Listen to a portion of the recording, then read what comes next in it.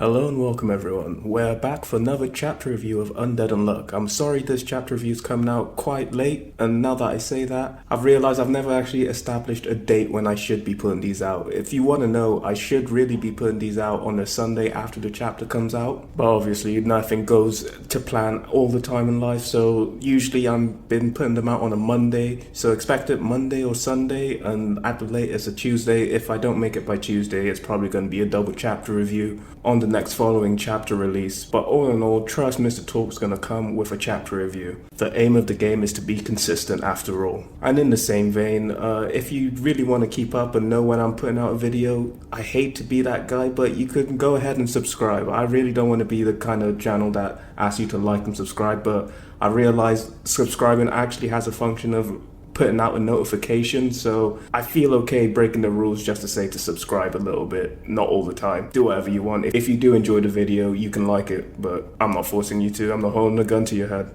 But anyway, let's get into this chapter. This is chapter 207, entitled One More Time. And this chapter starts off with Fuuko crying and apologizing to NIco, saying that he had to gain Unforgettable, although she was trying not to make it manifest, and there's nothing she could have done about it. NIco obviously tells her not to worry about it because everything turned out for the better. Ichiko's still alive, so the tragic event that's tied to the manifestation of Unforgettable in NIco's case doesn't matter anymore. Fuuko is still technically able to negate that tragedy in this loop, because her action of events kind of led to this situation. But anyway, NIco asks her, didn't she want to say something to them? And Fuuko says, yeah, there's something important she needs to tell them. And we know what this is, that she's gained the grasp of souls. And it's taken about, how long has it been since we knew she was going to tell them this?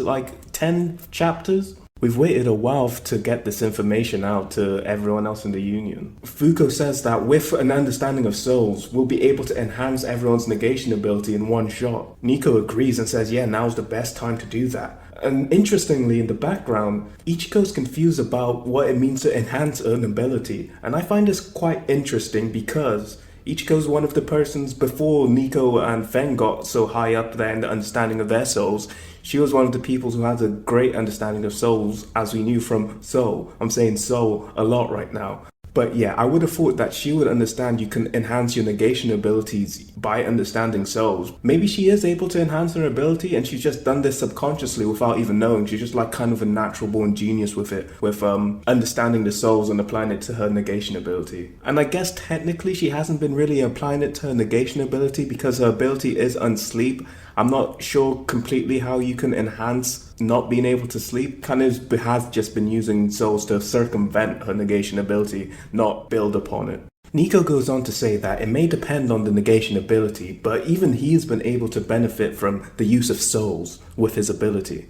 And now NIco goes on to actually explain how he's able to survive Apocalypse information attack. He says that now that he's able to perceive souls, his memory has basically become infinite. He says that in the past loop, he only used his brain to regulate all his memories. So any memories that he had before Unforgettable was manifested would just get crushed in the stack of all the new memories that can't leave his brain. And we did see this in the previous loop when he was fighting Andy. He actually had to tie his past memories before Unforgettable onto his lab equipment and stuff like that. And when Andy destroyed them, he was actually forgetting those memories before Unforgettable. And it's a good thing I just recently reread those chapters so I could tie that in right there, because I'm actually rereading those chapters to work on my Uma video to explain what are Umas. Look out for that in the future. Like I said before, subscribe if you want that notification about it. But anyway, yeah, NIco was able to expand on his ability so that his soul is basically a part of his brain now to store some memories for him. Now, NIco brings on a very interesting hypothesis, and one I've actually thought about myself as well, and I actually did mention it in my What Are Negators video. You should check that out if you've got a chance to. Anyway, so what NIco hypothesized is that the categories of self-targeting and external targeting type negators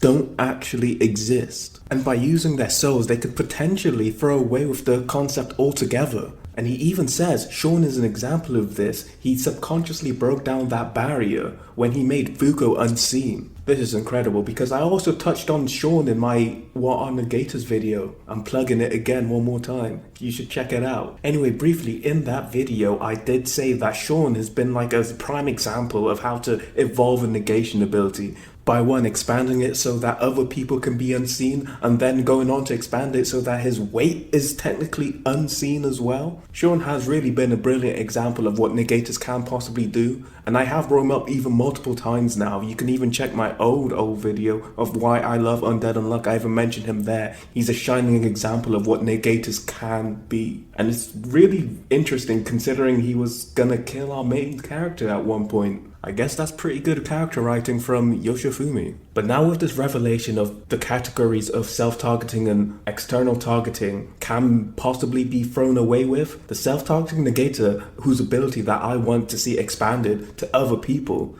is none other than one of our MCs, Andy Undead. Cause imagine if he could make other people undead, that'd be so broken. NIco did mention something about it may depend on the negation ability. I'm not sure if it's for this hypothesis. I think it may be, but it would be pretty cool if undead could make other people undead as well. Another thing to note is that he does mention the categories of self-targeting and external targeting, but not the types of voluntary and compulsory. Maybe he hasn't figured out a way if it's possible to navigate around those categories. And it does make sense, because if you were able to stop it being a compulsory type activation, then that's basically the end of the series. That's what Andy's looking for. He can be dead again if he can stop it being compulsory.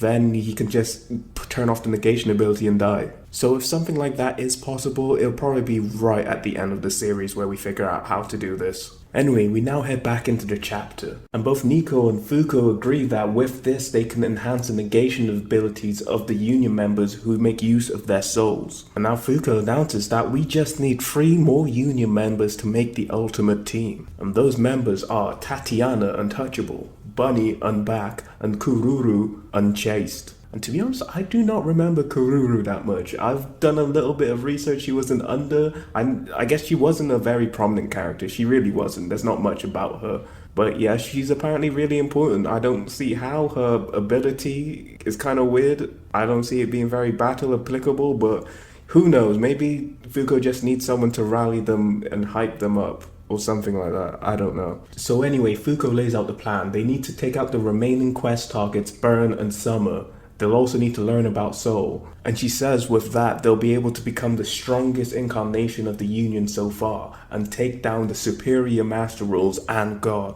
And when she says this, there's a really cool panel that displays like all the Union members and the Master Room table and God and Luna, and I really like this panel right here. So anyway, NIco says that they'll have to split up into 3 groups to complete all these tasks. Fuuko's a little bit surprised by this, and she says, "We? Who else has an intrinsic understanding of souls?" So he finally spills the beans that Ichigo and Feng basically died just a second ago, basically. And Fuuko just gives them the shock like Enel face from One Piece. Cause yeah, I guess she wouldn't have known that they actually died and NIco resurrected them using the rules of Shiratori. And I want to say, that game of Shiratori was pretty wild. That kind of shows the limits of what you can do with your soul if you actually have enough like power and imagination to it. Somehow, some way you can just revive people and just do whatever you want. This game of Shiratori is really weird. I guess it might act like somehow like a kind of binding vow kind of thing, like in JJK, like since it's only a part of the game, you can do these weird and crazy things. Yeah, that game of Shiratori is really wild. You can just reincarnate people, create pseudo-gods, create a supernova. Yeah, it's just a really wild, powerful game, like with no repercussions seemingly as well. It's really strange. Anyway, with the revelation that Ichigo actually died, Fuuko brings up a really interesting point that I didn't even think of. What about her negation ability? Once you die, shouldn't it pass on? Fuuko even asked, did you like communicate with anybody whilst you were dead, like speaking about passing on your ability? And it turns out Ichigo did talk to the previous users of Unsleep. But she just said that she'll keep the ability, she's gonna be revived in a minute anyway. We see in this panel, they kinda just all look confused about it. Fuuko does ask her, does she think keeping the ability was really for the best? Like she understands that giving it to someone else kinda seems a bit dickish. But still, don't you wanna be able to sleep? Ichigo says it's fine, she's gotten used to it, and she does have the astral projection to actually let her body sleep, so it's all really cool at the moment with it. And she also says that if it'll make them a matching married couple, that there's no harm to it as well. And when she says matching, I think she means the bags underneath their eyes, because they both have bags for different reasons. It's quite sweet, like it's a tragic reason why they have the bags, but it's a cute thing they can share together. Fuuko laughs it off initially, and then she realizes what Ichiko said, that they're married. And she's stunned by this. Ichiko says, yeah, language gave us rings. And they do mention that the rings don't seem to be disappearing.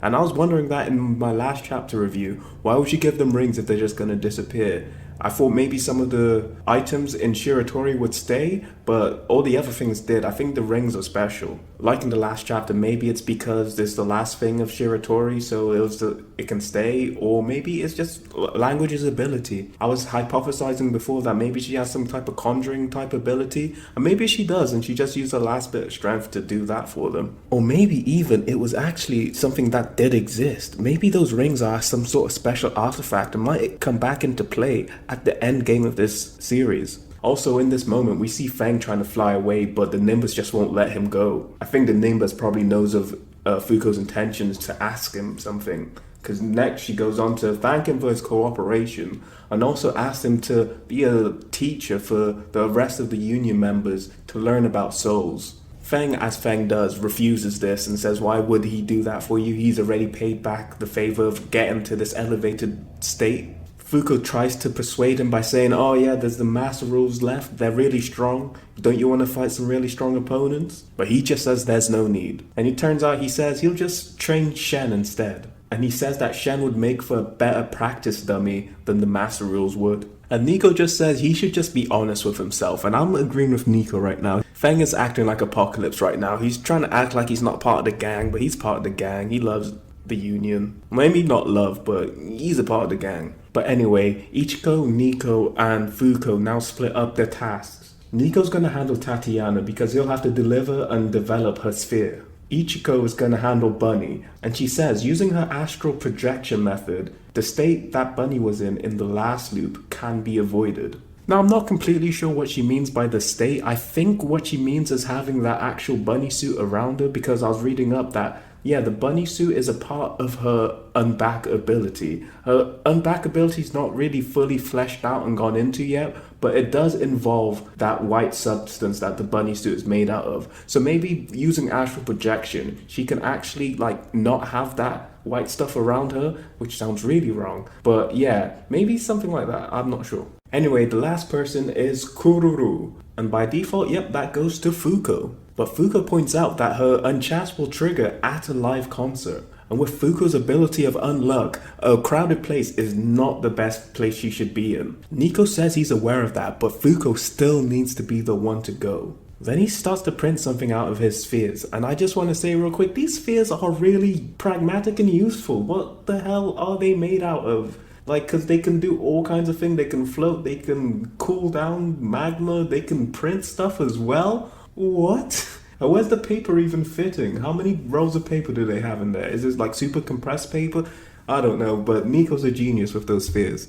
Yeah, but anyway, NIco just says, basically, if you can meet someone, you should. And the thing that he printed out is the poster of Kururu's concert. And he asked, is someone familiar to you on this poster? So Fuuko looks at the poster and she is shocked. It turns out that one of the people on the poster is in fact Fuuko's mum. And yeah, the chapter basically ends out on that revelation. So Undead Unluck is following a classic shonen trope of the main character's parents coming back into the story somehow, some way. Although with this one, I doubt her mum will be some ultra powerful negator, probably just gonna be some normal person. But I do expect it to be quite emotional. Like, Yoshifumi, in my opinion, has been really good at the emotional stuff. He's brought a couple close tears to my eyes. I don't think I've actually been bawling, but I felt the emotion in Undead Unluck a lot. So I know whatever he's going to cook up with this whole mother scene is going to be really, heart-wrenching. But yeah, that has been my review of Undead Unluck Chapter 201, titled One More Time. We're gonna celebrate. Oh yeah, alright.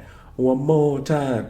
But yeah, this was a great chapter. Like, this chapter review was quite long. I thought it was going to be quite a short chapter review, but we got some heavy stuff in this chapter about negators. I'm really glad I put out that video, What Are Negators? One more time, one more plug. But yeah, how we think about negators might be about to change again because of NIco's hypothesis about the targeting types not really existing. And this is kind of a reason I haven't been so quick to put out a What Are Uma video yet, because I feel like in the next couple arcs we're going to learn about some Umas. I think Once we get to 5 Master Rules defeated, we'll have some really solid information about what Umas are, because we've been seeing, like recently with Soul and Language and Beast, that these Umas do kind of have some sort of emotion. We even actually seen this with Burn back in the day, because he was like, to spoil, he just wants to meet his creator. And that was a very interesting line to me. Some of these Umas do have like human desires and emotions. Like even Spring. Spring was an interesting Uma. But yeah, I'll get more into that in my What Are Uma videos. And another really interesting thing that was brought up in this chapter was the fact that Ichigo did speak to her other negators, the previous users of Unsleep. So yeah, we kind of got clarification, like when a negator dies, there is like this kind of conversation that happens. They probably have a like selection of people on the earth who to give the ability to, and that has made me wonder about the process. So they choose someone, but I think God still chooses when it manifests, so that the most tragedy can happen at that point. I think I may have said something like this in my What Are Negators video, but I really can't remember everything I said. But this video is getting quite long. Thank you for watching if you made it all the way here, and I'll speak to you later.